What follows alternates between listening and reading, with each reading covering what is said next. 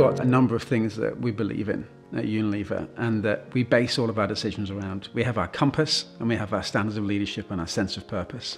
4 Acres captures all of that. We believe in making sustainable living commonplace. We believe about companies and brands and people lasting, growing, thriving. It all comes together like a stick of rock with our standards of leadership running through the middle. That's how we facilitate all of those good things happen, and those things happen here at 4 Acres.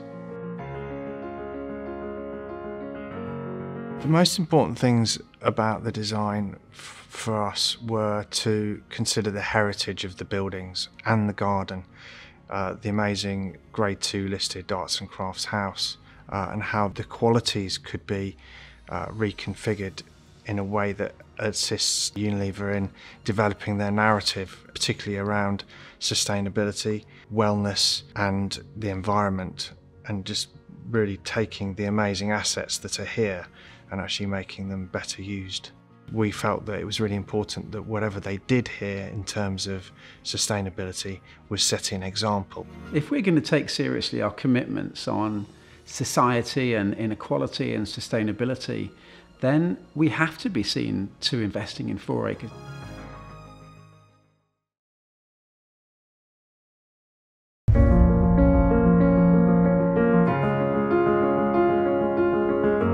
Four Acres is like a big family.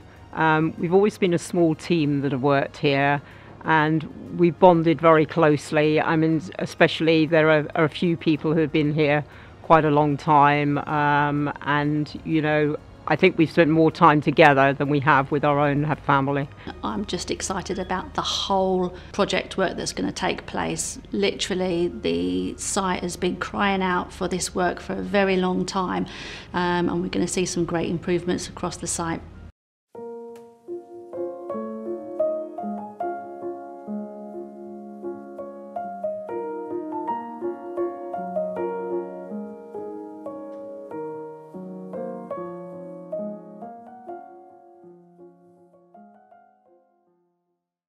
Success for the project at 4 Acres from a landscape perspective is 3 things. The first one is really building on what's already here historically and the beautiful tree canopy that we've got. Secondly, it's helping the team that are going to run this going forward to grow and garden and operate the site more sustainably. And the third one is really embedding the landscape into the day-to-day operations of 4 Acres.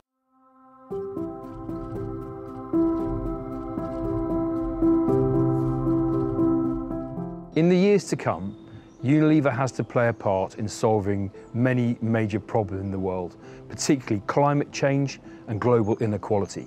These are existential threats to the world. They're existential threats to Unilever's business. They're also opportunities for us. By serving the needs in the world to grow our business, to prove that responsible business is the only way to sustainable financial returns. That's what 4 Acres is here to do, for our leaders to work on those big problems, to work on our strategies to address them, and our strategies to compete in our markets.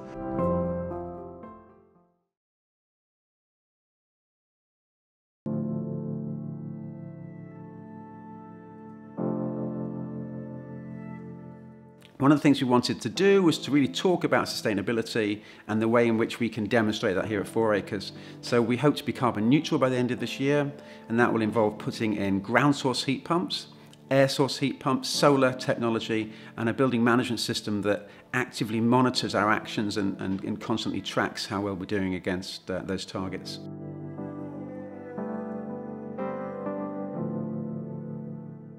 So really, when you come back to 4 Acres, it's more of the same, but it's about using all of the sites and making sure that 4 Acres is a place for all of Unilever going forwards.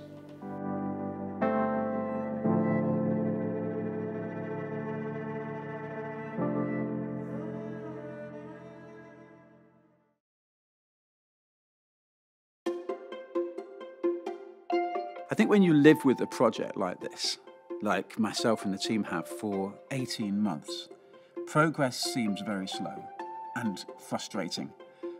But actually, if you come as a visitor, then you see incredible amounts of progress, and the difference between even this building that we're in right now, this room that we're in right now, for me it's normal.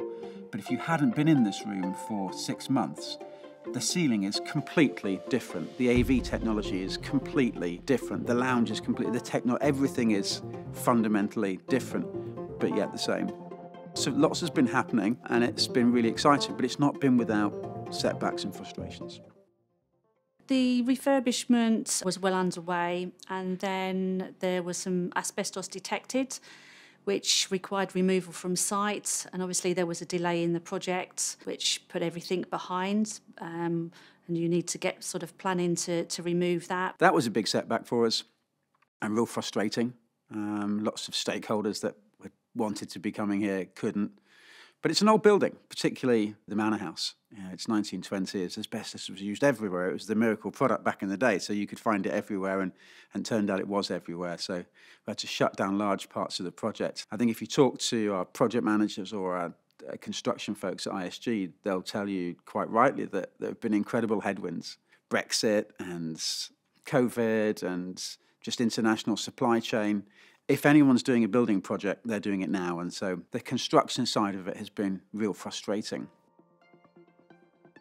But at the same time, particularly in the last few weeks, with upwards of 60 or 70 trades on site at the same time, we've seen incredible progress.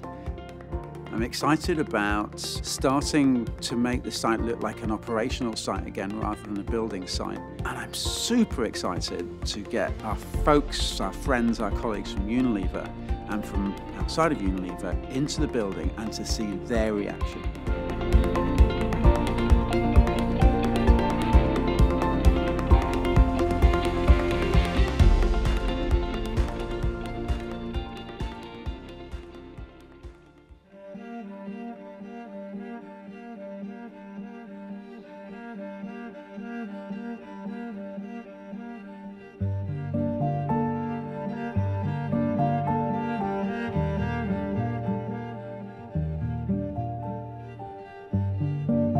So artwork installations help to enhance everything because all of them have been carefully curated to go back to each of the narratives behind Unilever's mission and purpose. Every single one of them also has a QR code on there. We want them to be interactive. You can go up to them, you can really understand the narratives and how everything has been thought about, everything from sustainability, mindness and well-being, and also all of your leadership values as well.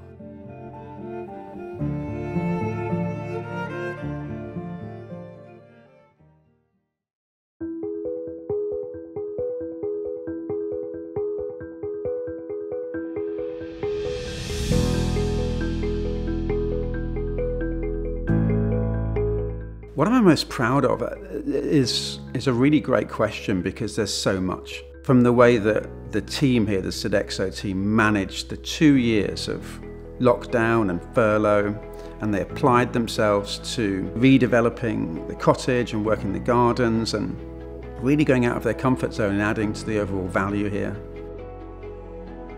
To the way that we've dealt with the many complexities that this project's thrown up, the way that we've navigated those and we've managed to stay true to that original vision of a place, a distinctive place to grow great leaders.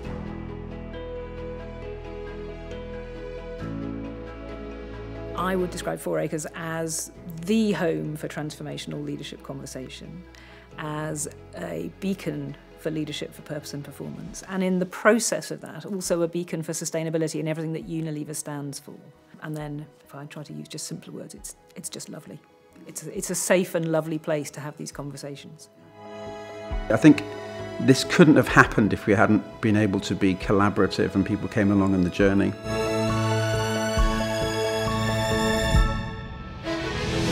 So I think that skill, patience, the care that has been applied to this site by so many people, I think when we look at the final complete article, that we all have a lot to be proud of.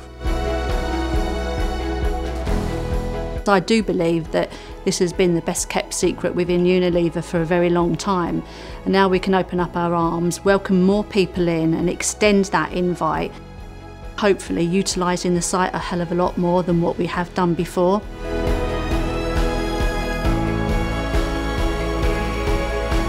I do like my new reception area now, I have to say, after all these years. You know, that's a big plus point for 4 Acres, I would say. That's one of the major changes.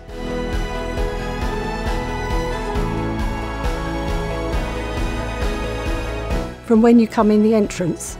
It's just coming into a different world, really. It's like an oasis.